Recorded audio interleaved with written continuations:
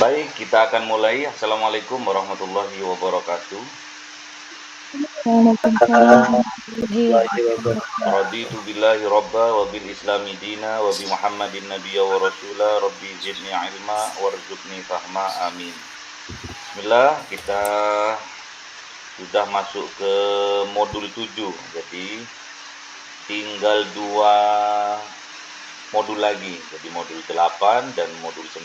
Jadi dua pertemuan lagi sudah selesai ya.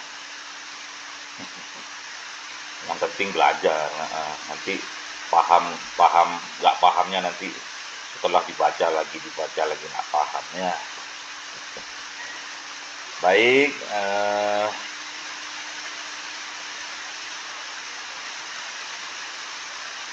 kita masuk pada modul ketujuh, yaitu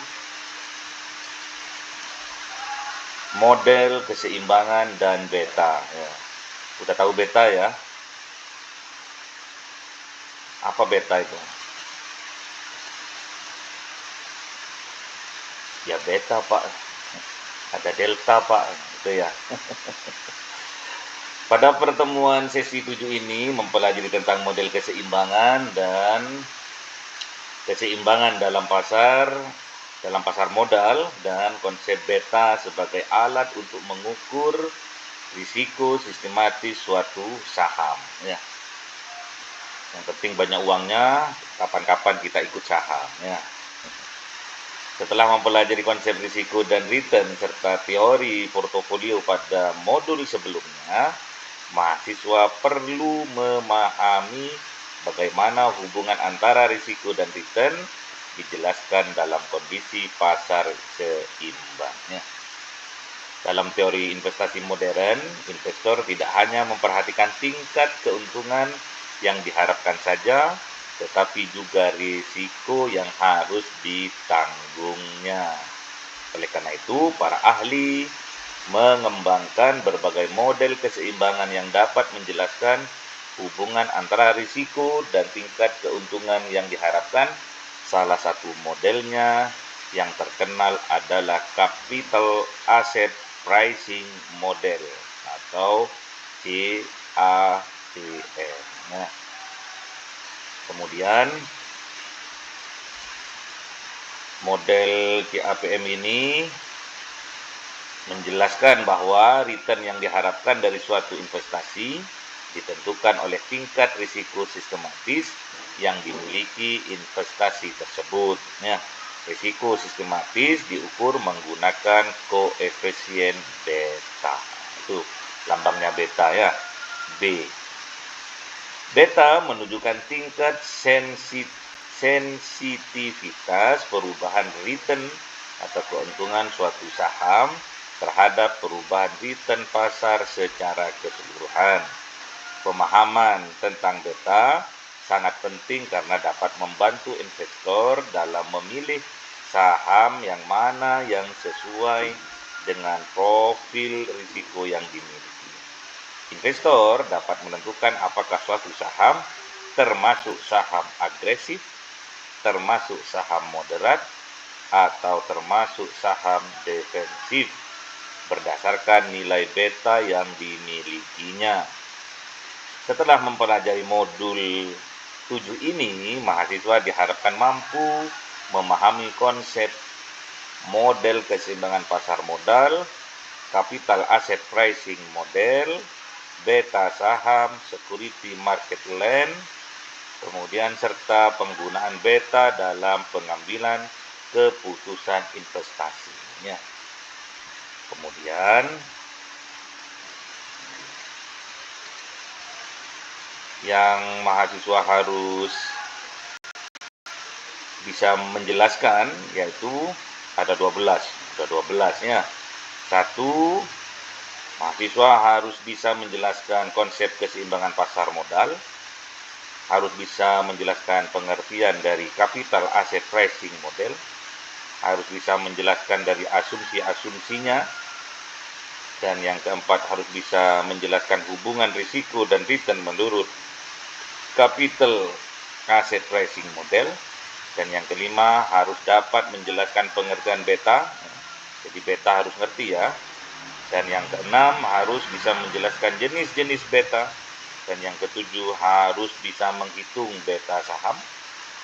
Yang kedelapan, menjelaskan interpretasi nilai beta. Dan yang kesembilan, bisa menjelaskan security market line. Dan yang ke-10 bisa menjelaskan penggunaan beta dalam investasi. Yang ke-11 menjelaskan kelebihan dan kelemahan capital asset pricing model. Dan yang terakhir 12 bisa menjelaskan aplikasi capital asset pricing model dalam pengelolaan portofolio. Ya. Kemudian kita akan mulai dari chapter yang pertama, yaitu Capital Asset Pricing Model atau CAPM. Ya. Dalam kegiatan belajar satu ini, kita akan membahas konsep keseimbangan pasar modal, pengertian Capital Asset Pricing Model, asumsi-asumsinya, serta hubungan risiko dan return-nya. Kemudian kita masuk pada poin A, yaitu konsep keseimbangan pasar modal, ya. Atau disingkat apa tadi? CAPM, ya. Capital Asset Pricing Model. Keseimbangan pasar modal merupakan kondisi ketika harga seluruh sekuritas di pasar telah mencerminkan informasi yang tersedia sehingga tidak ada investor yang dapat memperoleh keuntungan di atas tingkat keuntungan normal secara konsisten. Dalam kondisi keseimbangan, setiap sekuritas memiliki tingkat return yang sesuai dengan tingkat risiko yang dimilikinya. Ya. Investor yang mengambil risiko lebih besar akan memperoleh return yang lebih tinggi dibandingkan investor yang mengambil risiko yang lebih rendah. Sudah pasti ya. Jadi keuntungannya besar, risikonya juga besar. Ya. Kalau risikonya kecil, tentunya juga risikonya juga keuntungannya juga kecil. Ya. Apa sih pengertian dari Capital Asset Pricing Model ini? Capital Asset Pricing Model merupakan model yang menjelaskan hubungan antara risiko sistematis dan return atau keuntungan yang diharapkan dari suatu investasinya. Ini salah satu modelnya, ya, salah satu alatnya untuk mengukur ya tingkat risikonya dan tingkat keuntungannya. Jadi Capital Asset Pricing Model ini dikembangkan oleh William Sharpe, John Lindner, dan Jan Mosin. Model ini menyatakan bahwa return suatu saham ditentukan oleh tingkat risiko sistematis yang diukur menggunakan beta. Jadi nanti kalian akan belajar rumus dari beta, ya. Kemudian asumsinya apa saja dari Capital Asset Pricing Model ini? Asumsinya ada beberapa asumsi. Yang pertama, investor bersifat rasional. Kedua, investor menghindari risiko. Yang ketiga, semua investor memiliki informasi yang sama. Yang keempat, tidak terdapat pajak dan biaya transaksi. Dan yang kelima, investor dapat meminjam dan meminjamkan dana pada tingkat bunga bebas risiko. Dan yang keenam, pasar modal berada dalam kondisi efisien. Ya, asumsi-asumsi tersebut digunakan untuk menyederhanakan analisis hubungan antara risiko dan return atau keuntungan.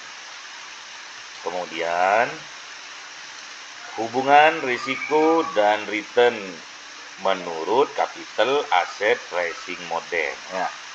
Jadi menurut Capital Asset Pricing Model, semakin besar risiko sistematis suatu saham, maka semakin besar return atau keuntungan yang diharapkan investor. Ya.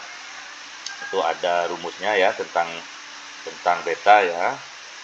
Kemudian model ini menunjukkan bahwa investor akan memperoleh tambahan return sebagai kompensasi atas risiko sistematis yang ditanggungnya ya.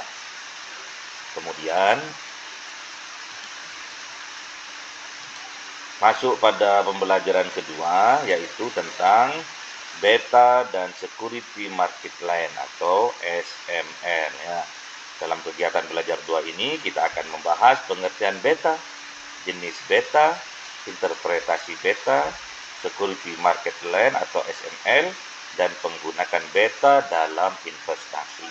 Baik, kita akan mulai dari pengertian beta dulu ya. Pengertian beta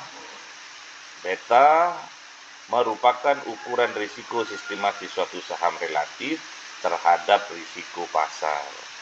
Beta pula menunjukkan seberapa sensitif perubahan harga atau return suatu saham dibandingkan perubahan return pasar secara keseluruhan. Dan yang ketiga, beta digunakan untuk mengukur tingkat volatilitas saham terhadap pasar ya.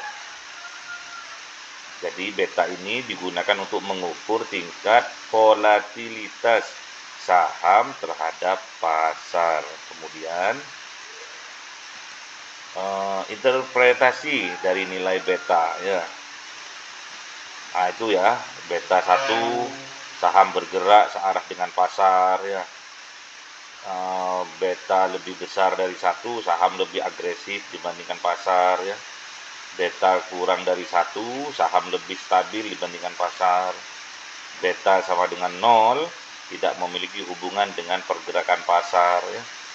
Dan beta negatif, saham bergerak berlawanan dari arah pasar ya.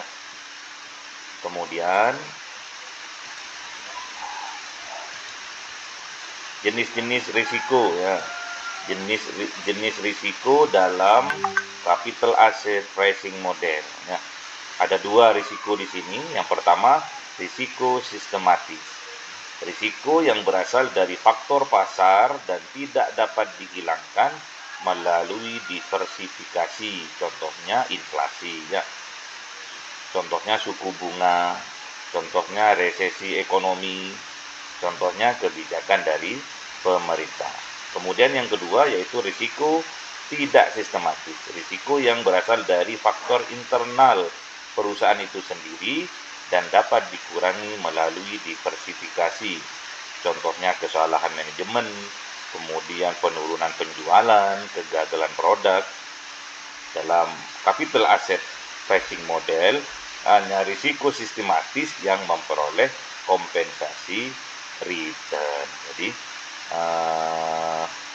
kalau dalam IAPM ini, capital asset pricing model ini, yang dapat kompensasi return adalah risiko yang pertama, yaitu risiko yang sistematis ya. Kemudian masuk kepada SML.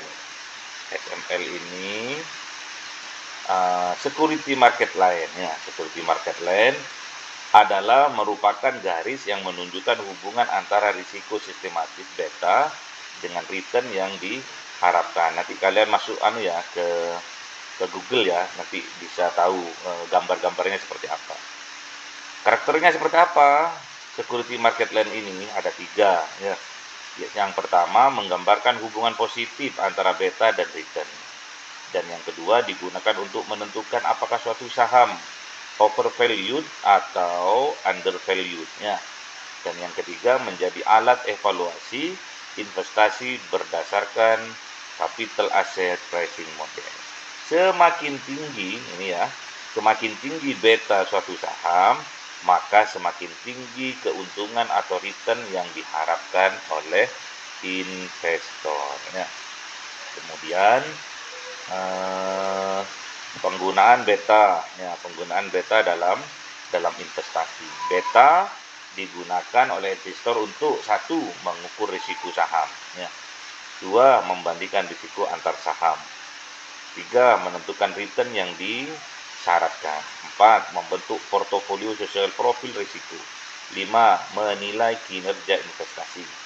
Jadi investor konservatif cenderung memilih saham dengan beta yang rendah. Nah, sedangkan investor agresif cenderung memilih saham dengan beta yang tinggi, ya, tergantung dari jiwa masing-masing investor. Kemudian kelebihan dan kelemahan dari capital asset, ya. Dari capital asset pricing model ada 2 di sini, ya. Kelebihannya apa? Kelebihan dari capital asset pricing model ini mudah digunakan, ya. 2. Menjelaskan hubungan risiko dan return. 3. Membantu menentukan biaya modal. 4. Membantu pengambilan keputusan investasi. Kelemahannya, menggunakan asumsi yang terlalu sederhana. Memang sederhana, ya. Kalau kita ingin belajar, ya belajar model ini. Yang kedua, sulit menemukan kondisi pasar yang benar-benar efisien. 3. Beta tidak selalu stabil dari waktu ke waktu. Dan yang keempat, tidak semua faktor risiko dapat dijelaskan oleh beta. Ada faktor-faktor yang lain, ya. Itulah kelemahan dari CAPM, ya, Capital Asset Pricing Model. Jadi kalau kita mau belajar model pertama untuk menentukan saham, untuk memilih saham, inilah yang sangat sederhana, ya. Kemudian masuk pada latihan soal. Ayo latihan soal. Kameranya. Udah masuk latihan soal ini. Ini tidur ya? Udah masuk latihan soal. Ayo kameranya mana?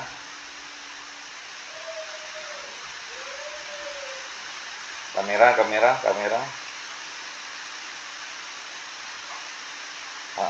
Gak tidur ya? Dikira tidur. Gak apa-apa. Nanti paham-paham sendiri, ya. Gampang saham itu seandainya kita offline, ya. Langsung kita praktek sebetulnya. Jadi ada semacam laboratorium, ya, laboratorium saham, ya. Kita langsung bisa connect dengan BIJ, ya, Bursa Efek Jakarta, ya. Terus apa itu lagi, BEI, Bursa Efek Indonesia, ya. Gampang saham itu, yang penting kalian punya insting, ya, insting yang apa ya, punya kecerdasan, ya, kecerdasan insting. Ini kayak saham ini kayaknya naik nih, nanti kita beli ya, gitu. Gampang sebetulnya. Terus ya bolehlah kita pakai model tadi, model CAPM itu, capital asset pricing model itu bisa juga. Tapi yang lebih jenius itu ini, feel kita, ya, insting kita. Mirip seperti ini, kita belajar menembak itu loh. Menembak pakai senapan atau pakai ketapel, ya. Pertama kan dikeker-keker gitu, ya. Difokus-fokuskan. Terakhir kalau kita sudah menguasai, nggak usah pakai keker-keker sudah, ya. Langsung aja tembak, langsung kena gitu, ya. Kayak kita main ketapel waktu kecil itu loh. Kalau sekarang kayaknya nggak ada ketapel, ya. Kalau dulu pakai ketapel, ya, pakai ketapel, diukir-ukir, digosok-gosok ketapelnya dulu, diamplas-amplas kinclong itu. Masih saya kecil dulu, jadi nggak ada burung, mangga tetangga juga diketapel gitu dulu, ya. Ya gitulah. Kayaknya hilang udah, ya. Padahal itu surga itu, ya. Masa-masa keemasan, ya. Baik, kita masuk pada soal yang pertama. Semampu kalian, ya, walaupun agak ngantuk-ngantuk nggak apa-apa, ya. Yang penting kan hati ke hati. Jelaskan pengertian dari CAPM, Capital Asset Pricing Model. Apa itu? CAPM adalah model yang menjelaskan tentang Model yang menjelaskan tentang hubungan antara resiko sistematis yang dan diharapkan dari suatu return atau keuntungan. keuntungan yang diharapkan dari suatu investasi. Pinter. Yang kedua, apa yang dimaksud dengan beta dalam investasi? Beta merupakan Ukuran resiko sistematis yang menunjukkan sensitivitas gimana? terhadap resiko pasar, Perubahan keuntungan atau return dari saham ya, terhadap perubahan return dari pasar. Jadi saham dibandingkan dengan pasar umum ya. Jadi beta ini sensitif ya. Ada perubahan dikit tahu beta ini. Kemudian yang ketiga, jelaskan perbedaan beta lebih besar dari 1. Nah, tadi apa besar dari 1 dan beta lebih kecil dari 1? Apa bedanya tadi? Kalau lebih besar dari 1 agresif, menunjukkan saham lebih agresif, bagus. Kurang dari 1 apa tadi? Kurang dari 1 itu Udah itu cantik. Mana? Udah Kenapa? Kalau lebih kecil dari 1 menunjukkan bahwa saham lebih stabil atau defensifnya. Kalau lebih dari 1 agresif ya. Kalau di bawah 1 defensif, agresif. Kalau lebih dari 1, kalau kurang dari 1 defensif atau stabil. Yang keempat, apa yang dimaksud dengan SML, Security Market Line? Apa? Garis yang menunjukkan hubungan antara resiko sistematis, menunjukkan antara beta dan return. Itu sesuai dengan CAPM ya. Capital Asset Pricing Model. Yang kelima, mengapa hanya risiko sistematis yang diperhitungkan dalam CAPM? Risiko ada 2 tadi ya, sistematis dan tidak sistematis.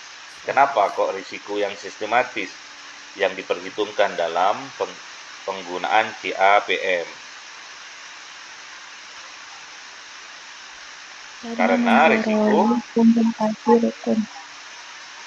Karena risiko yang tidak sistematis dapat jawabannya karena risiko yang tidak sistematis dapat dikurangi melalui diversifikasi ya. Kalau sistematis kan nggak bisa ya.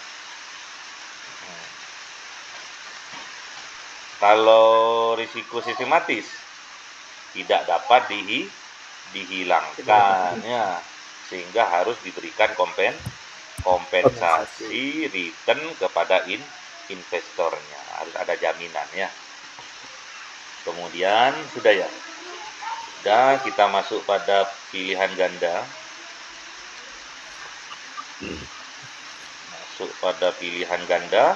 Tes formatif pilihan ganda. Model yang menjelaskan hubungan antara risiko dan return disebut adalah Capital Asset Pricing Model. Pinter ngono lu ya. Yang kedua, risiko sistematis dalam Capital Asset Pricing Model diukur dengan beta. Pinter gitu loh.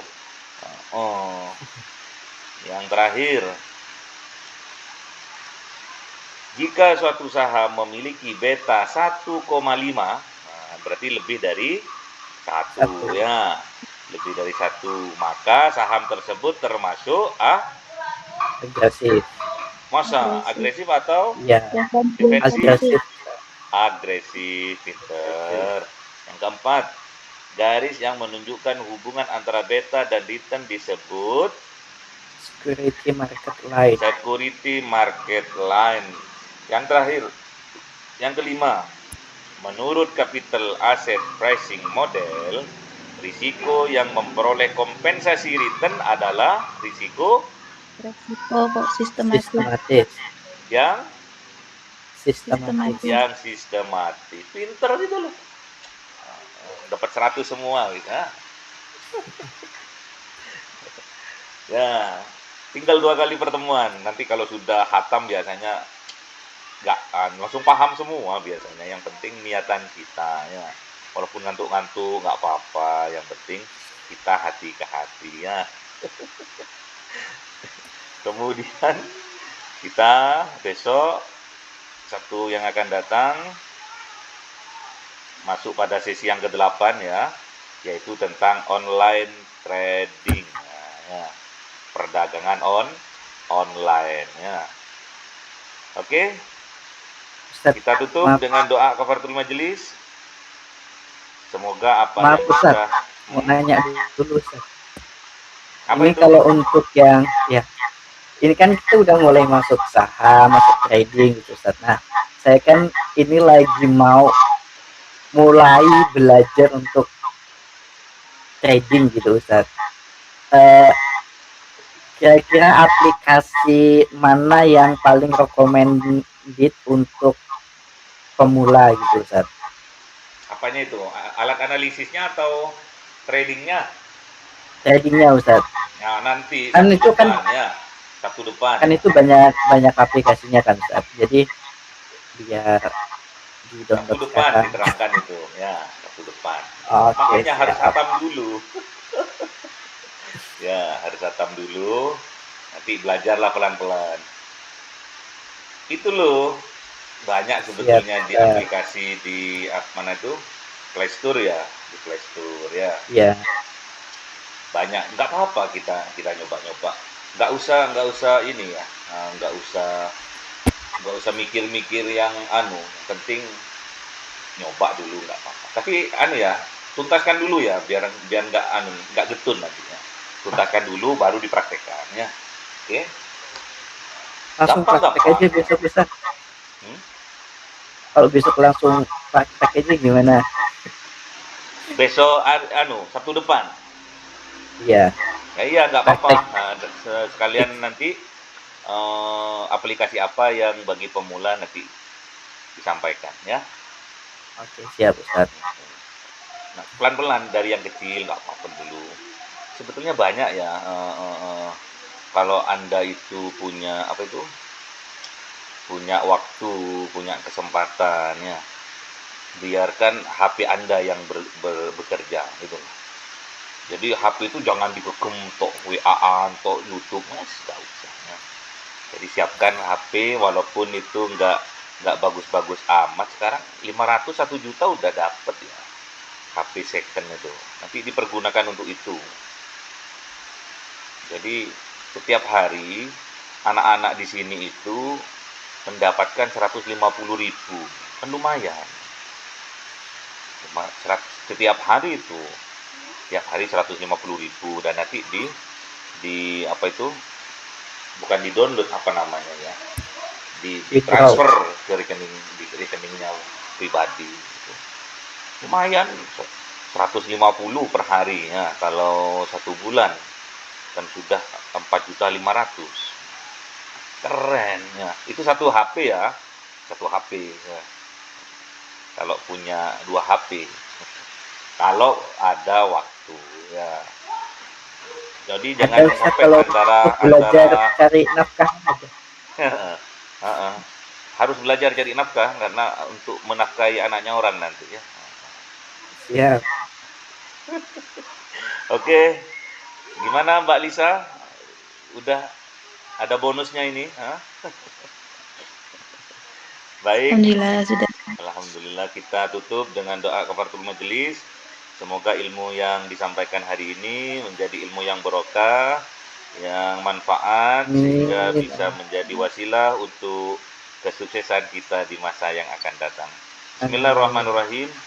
Subhanakallahumma wa bihamdika asyhadu an la ilaha illa anta astaghfiruka wa atubu ilaik. Assalamualaikum warahmatullahi wabarakatuh. Tetap semangat. Waalaikumsalam warahmatullahi wabarakatuh. Tinggal 2 kali pertemuan ya. Semangat ya. Ya.